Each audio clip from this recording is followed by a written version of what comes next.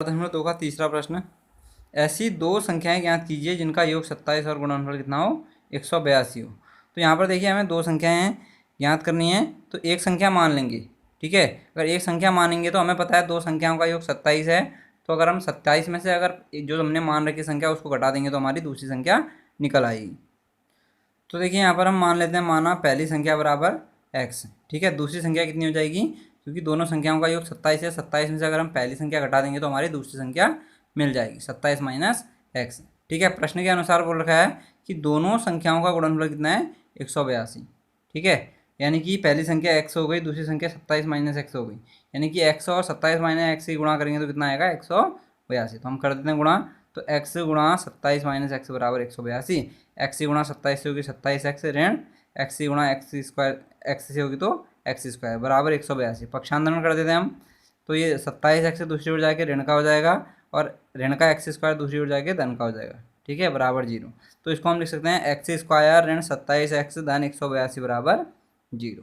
ठीक है, अब 182 के ऐसे गुणन करेंगे हम कि जोड़ने घटाने पर तो 27x आए और गुणा करने पर कितना है 182 आए। तो इसके आ रहे हैं 14 और 13, 14 3 42 हासिल 4, 14 एकम 14 और 4 18। ठीक है, और 4 3 7 और 1 और 1 2।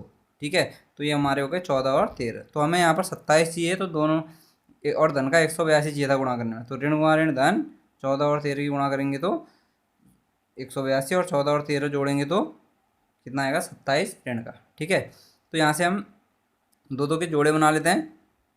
एक बार x कॉमन आएगा, x ऋण 14 बच गया, यहाँ से हमारा ऋण 13 कॉमन लिया तो यहाँ x बच गया, और जब क्योंकि गुणनखंड हमारे इसके 182 के 13 और 14, जब 13 कॉमन लिया तो कितना आएगा यहाँ 14 बच जाएगा बराबर 0। तो एक कोष्टक में x ऋण 14 और एक में x ऋण 13 बराबर 0।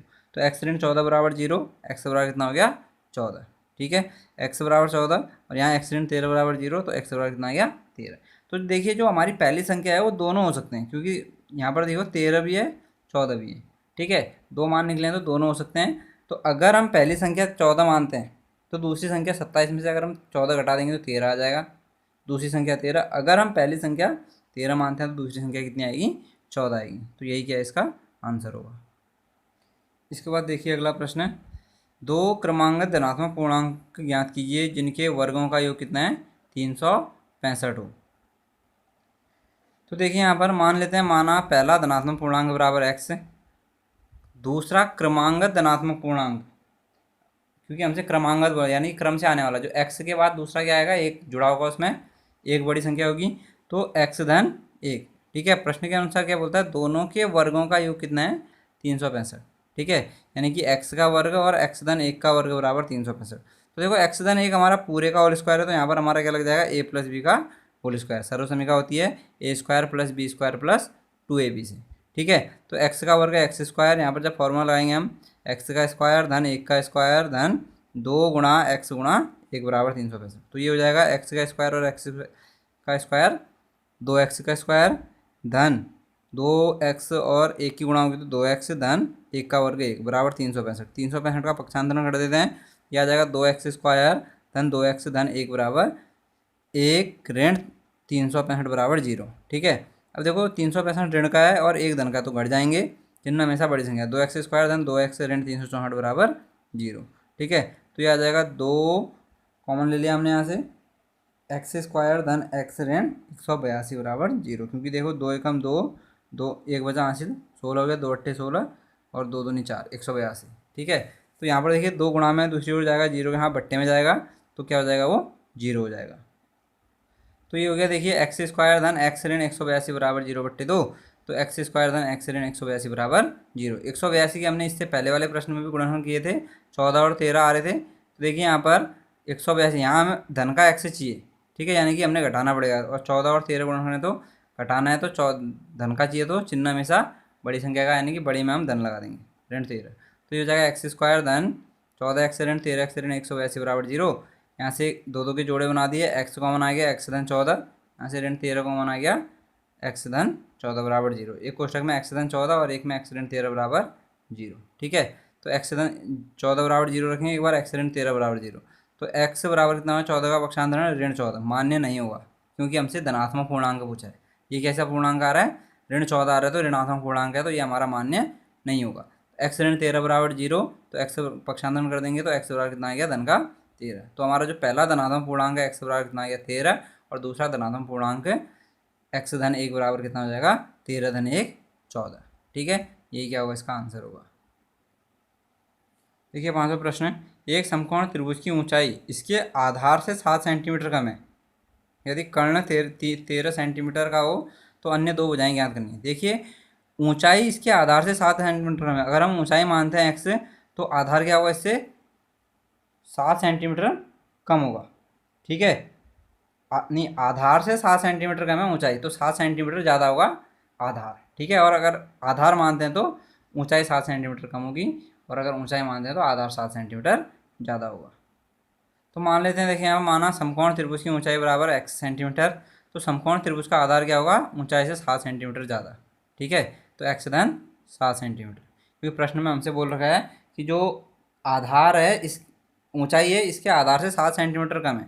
ठीक है, ऊंचाई। तो देखिए अगर हम इसमें से 7 घटाएंगे तो x आ जाएगा, क्योंकि 7 से 7 कट जाएगा, x आ जाएगा। तो कर्ण हमें दे रखा है 13 सेंटीमीटर, तो हम यहाँ पर सीधे सीधे पाइथागोरस प्रमेय लगा दें। तो क्या होता है, कर्ण का वर्ग बराबर लंब का वर्ग धन आधार का वर्ग, यानी कि 13 का वर्ग बराबर x का वर्ग धन x धन 7 का वर्ग। तो यहाँ पर हमारा a प्लस बी का होल स्क्वायर लग जाएगा। फिर से 13 का वर्ग होता है 169। ठीक है, x का वर्ग x स्क्वायर, यहाँ पर x स्क्वायर धन 7 का वर्ग धन 2 गुणा x गुणा 7, क्योंकि a प्लस बी का होल स्क्वायर क्या होता है, a square plus b square plus 2ab। ठीक है, तो ये हो जाएगा 169 बराबर 2, एक एक्स स्क्वायर ये, एक एक्स स्क्वायर है, 2x स्क्वायर धन 7 का वर्ग 49 धन 7 दूनी 14x। पक्षांतरण कर देंगे हम इनका, इसका पक्षांतरण कर देते हैं, 2x स्क्वायर धन 49 धन 14x बराबर ऋण का 169, क्योंकि यहाँ धन का है, दूसरी ओर आगे का हो गया ऋण का। ठीक है, तो ये जाएगा 2x स्क्वायर धन 14x ऋण 120 बराबर 0, क्योंकि हमने 169 में से 49 घटा दिया, 9 में से 9 गया 0, और 6 में से 4 गया 2, और 4 में से यहाँ 1 है तो 1, चिन्ह हमेशा बड़ी संख्या का। तो यहाँ से भी 2 कॉमन आ रहा है, देखो 2 कॉमन ले लिया, यहाँ x स्क्वायर बच जाएगा, यहाँ 7 बच जाएगा, क्योंकि 7 दूनी 14 होता है, यहाँ 60 दूनी 120, 60 बच जाएगा, क्योंकि 2 हमने बाहर ले लिया है। ठीक है, तो x स्क्वायर धन 7x ऋण 60 बराबर 0/2। ठीक हो गया। तो यहाँ पर देखिए जब 2 का भाग 0 में जाएगा तो 0 आ जाएगा, तो जो हमारी द्विघात समीकरण आ गई x स्क्वायर धन 7x ऋण 60 बराबर 0। तो देखिए यहाँ पर हम 60 के ऐसे गुणा कर देंगे कि जोड़ने घटाने पर तो कितना है, 7 आ जाए, और गुणा करने पर 60 आ जाए।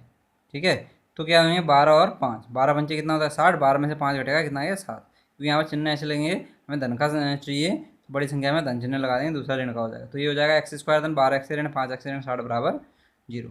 तो 2 के जोड़े बना देंगे, यहाँ से x कॉमन आ गया, x धन 12, यहाँ से ऋण 5 कॉमन आ गया, x धन 12 बराबर 0। तो x धन 12 एक कोष्टक में, दूसरे कोष्टक में x ऋण 5 बराबर 0। x धन 12 बराबर 0, तो x बराबर कितना आ जाएगा ऋण 12। मान्य नहीं होगा, क्यों नहीं होगा, क्योंकि किसी भी हमारे त्रिभुज की विमाएँ हो, चतुर्भुज की विमाएँ हो, हमेशा धनात्मक होती है। कभी देखी तुमने ऋण 5, ऋण 6, ऋण 7? कभी नहीं देखी होगी, क्योंकि हमारी जो विमाएँ होती हैं, समय होता है, दूरी होती है, ये सब क्या होती हैं, धनात्मक होती हैं। ठीक है, तो यहाँ पर देखिए x ऋण 5 बराबर 0, तो x बराबर कितना आ जाएगा, पक्षांतरण होगा तो धन का 5। तो समकोण त्रिभुज की ऊंचाई x बराबर कितना आ गया 5 सेंटीमीटर। ठीक है, तो आधार कितना हो जाएगा, x धन 7 बराबर 5 धन 7, यानी कि 12 सेंटीमीटर। ठीक है, तो यही हमारा आंसर भी होगा, और जांच भी कर सकते हो इन प्रश्नों में। ठीक है ना, जो हमारी कंडीशन से होते हैं उनको उन पर अप्लाई करके। जैसे देखिए यहाँ पर हमसे बोला था ऊंचाई कितनी है हमारी, आधार से 7 सेंटीमीटर कम है। ठीक है, तो देखिए आधार कितना हमारा 12, 12 में से अगर हम 5 घटा देंगे तो कितना आएगा 7 सेंटीमीटर, यानी कि 12 में से अगर हम 7 घटा दें तो 5 आ जाएगा, यानी कि 7 सेंटीमीटर हमारा कम है। तो देखिए लास्ट प्रश्न इसका, एक कुटीर उद्योग एक दिन में कुछ बर्तनों का निर्माण करता है। एक विशेष दिन यह देखा गया कि प्रत्येक नग की निर्माण लागत, यानी कि नग यानी कि बर्तन की निर्माण लागत, उस दिन निर्माण किए गए बर्तनों की संख्या के दुगने से 3 अधिक है। तो उस दिन कुल निर्माण लागत 90 रुपये थी, तो निर्मित बर्तनों की संख्या और प्रत्येक नग की लागत ज्ञात की, यानी कि एक बर्तन में कितनी लागत है वो हमने ज्ञात करनी है। तो मान लेते हैं, माना किसी एक दिन निर्मित बर्तनों की संख्या बराबर x। ठीक है, एक बर्तन यानी कि एक नग की लागत बराबर बर्तनों की संख्या के दुगने से 3 अधिक, यानी कि बर्तनों की संख्या x के 2 गुने, यानी कि x गुणा 2 से 3 अधिक, यानी कि धन 3, यानी कि 2x धन 3 आगे बर्तन की लागत। ये हमारी इकाई में आएगी रुपए में। ठीक है, ये आएगी हमारी रुपए में। ठीक हो गया। तो प्रश्न के अनुसार बोलता है एक दिन कुल निर्माण लागत 90 रुपये, यानी कि एक्स बर्तनों की जो हमारी जो एक दिन में बर्तन बनाए हैं उसकी कुल लागत 90 रुपये आ रखी है। ठीक है, तो देखिए एक्स बर्तनों की लागत बराबर 90, यानी कि एक बर्तन की लागत कितनी है 2x-3, तो एक्स की कितनी होगी एक्स की गुणा हम इससे कर देंगे। ठीक हो गया, तो यानी कि एक्स गुणा 2x-3 बराबर 90, एक्स की गुणा 2x होगी तो 2x² धन एक्स की गुणा 3 से होगी तो 3x बराबर 90 पक्षांतरण करने पर। ठीक है, 2x² धन 3x ऋण 90 बराबर 0। ठीक हो गया, तो ये होगा 2x², यहाँ पर देखिए ऋण 90 की गुणा 2 से होगी तो 90 दूनी कितना है 9 दूनी 18, 180, 180 के ऐसे गुणा करने हमने जोड़ने घटाने पर तो कितना है 3 आए और गुणा करने पर ऋण का 180 आए, तो ये कितने बन रहे हमारे 15 और 12। ठीक है, 15 दूनी 30, 15 कम 15, 16, 17, 18, 180 हो गया। ठीक है, अब हमें देखिए धन गुणा ऋण आ जाएगा, चिन्ह यहाँ हमें धन का चाहिए तो बड़ी संख्या में धन लगा देंगे। ठीक है, तो ये जाए 2x² धन 15x ऋण 12x ऋण 90 बराबर 0। तो ये x बराबर 2x धन 15, सॉरी एक्स बराबर यहाँ से हमने एक्स कॉमन लिया है तो 2x धन 15, यहाँ से ऋण 6 कॉमन आ रहा है देखो, क्योंकि 6 का भाग दोनों में जाता है, 12 में भी और 90 में भी, तो 6 दूनी 12 और 15 6 90। ठीक है, तो यानी कि ऋण चिन्ह भी कॉमन लिया है तो यहाँ से हमारा अंदर का चिन्ह क्या होगा बदल जाएगा। तो ये क्या हो जाएगा देखो, ऋण 6 हमने जब कॉमन लिया 2x धन 15 बराबर 0, तो एक क्वेश्चन में 2x धन 15, एक में x ऋण 6 बराबर 0, तो 2x धन 15 बराबर 0, 2x बराबर ऋण 15, तो x बराबर ऋण 15/2। यानी कि देखो जो हमारी बर्तन है कभी भी ऋणात्मक में हम माइनस में जा सकते हैं बनाने में, अगर बना रहे होंगे तो प्लस ही हो रहे होंगे बर्तन, माइनस नहीं होंगे, इसलिए ये हमारा मान्य नहीं होगा। ठीक है, और ये x ऋण 6 बराबर 0, तो x बराबर कितना आ गया 6। तो किसी दिन निर्मित बर्तनों की संख्या x बराबर कितना आ गया 6 बर्तन, और एक बर्तन की लागत कितना हो जाएगा कि बर्तन के निर्माण किए गए बर्तन के दोगुने, यानी कि 6 दूनी 12 से 3 अधिक 12 और धन 3 15, यानी कि 15 रुपये एक बर्तन की निर्माण लागत हो गई। ठीक है, जाँच भी कर सकते हैं हम यहाँ से, क्योंकि हमसे बोल रहा है जाँच क्या है सेम ही है, एक दिन में कुल निर्माण की गई लागत कितनी 90 रुपये, यानी कि 15 की गुणा अगर 6 से करेंगे तो 90 आना है, 15 6 कितना आता है 90। तो इस तरीके से हम जांच भी हाथों हाथ कर लेंगे। तो ये एक्सरसाइज में हमारी क्या हो गई आज समाप्त हो गई है।